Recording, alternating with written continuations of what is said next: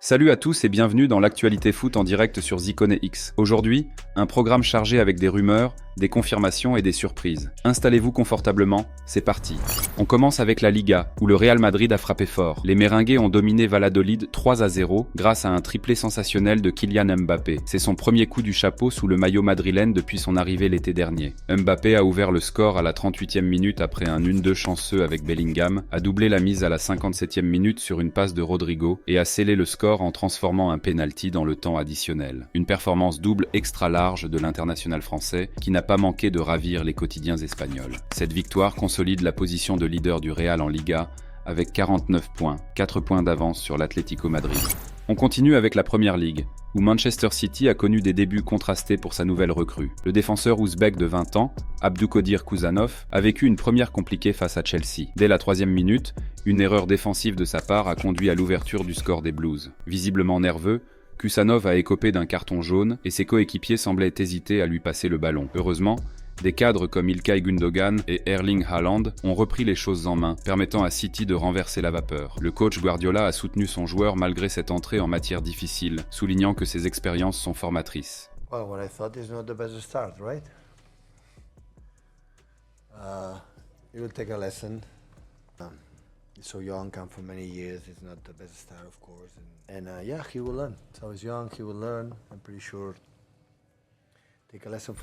Direction l'Italie maintenant, où la Juventus a été éblouie par les débuts de Randal Kolo Muani. L'attaquant français en prêt sans option d'achat du côté de la vieille dame a impressionné tout le monde pour sa première apparition sous le maillot bianconero. Son impact sur le jeu a été immédiat, laissant présager de belles choses pour la suite de la saison. Rappelons qu'au-delà de quelques apparitions en Ligue 1, Randal était quasiment locataire du banc en raison de ses maladresses répétées. Espérons que ses excellents débuts en Serie A lui dessinent un avenir prometteur.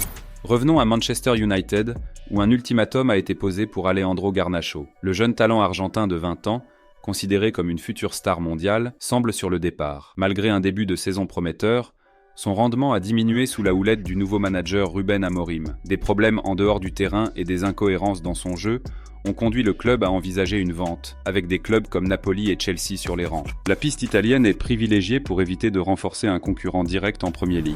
Autre dossier chaud, Kvichak Kvaratskhelia, qui a fait ses débuts avec le PSG lors du match nul 1 contre le Stade de Reims. L'ailier géorgien s'est montré décisif en délivrant une passe pour le but d'Ousmane Dembélé. Après un mois sans jouer, il a admis ne pas être encore à 100% et a déclaré « Je vais continuer à travailler pour être en pleine forme ». Les supporters parisiens attendent avec impatience de le voir à son meilleur niveau. De l'autre côté, mécontent de la manière dont s'est déroulé le départ de l'international géorgien vers le PSG, le volcanique entraîneur de Naples Antonio Conte a adressé une petite pique à l'ailier gauche et à son entourage ce samedi en conférence de presse. Ce que nous pouvons faire, c'est souhaiter le meilleur à Kvicha et à sa famille. Il a fait son choix et j'ai sincèrement été peiné d'apprendre que ses agents négociaient déjà depuis très longtemps avec le PSG. Je n'ai pas trouvé cela élégant, mais nous lui souhaitons le meilleur, car c'est un bon gars. Cela dit, nous allons de l'avant. Tout le monde est utile, personne n'est indispensable, a sèchement conclu le coach napolitain.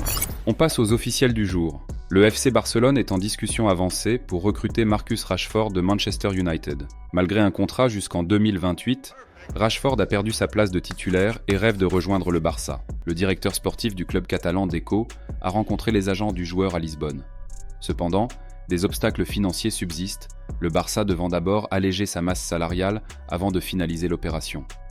Toutefois, à l'heure de faire le bilan des finances des clubs professionnels espagnols, la Liga semblait se prononcer en faveur d'un net redressement des finances du côté du FC Barcelone. De quoi ravir les supporters sur d'éventuelles arrivées à la suite de ce mercato. Pour revenir en Angleterre, Liverpool se positionne sur une star du Bayern Munich. Le club anglais est intéressé par Joshua Kimmich, milieu de terrain polyvalent du Bayern. Bien que sous contrat jusqu'en 2025, Kimmich attire l'attention de plusieurs grands clubs européens, dont Liverpool, qui cherche à renforcer son milieu de terrain. Pour l'instant, le principal concerné laisse planer le flou sur son avenir. Interrogé sur le sujet après le succès du Bayern à Freiburg ce samedi, 1-2, le milieu de terrain a été très sec, rappelant qu'il a été relativement clair il y a 2 semaines. Il n'y a pas d'autre réponse maintenant. Pour être honnête, je ne peux pas me lever tous les 3 jours et vous faire le point. Il y aura une mise à jour à un moment donné quand une avancée aura eu lieu, mais je ne la commenterai pas tous les 3 jours. Tout comme Kimmich, nous vous tiendrons au courant de l'évolution de tous les dossiers en attente. Beaucoup de rebondissements sont à prévoir. En attendant, dites-nous ce que vous pensez de ces transferts, bonne ou mauvaise idée. Retrouvons-nous en commentaire et surtout, Abonnez-vous pour ne rien manquer du mercato. À demain pour encore plus d'infos.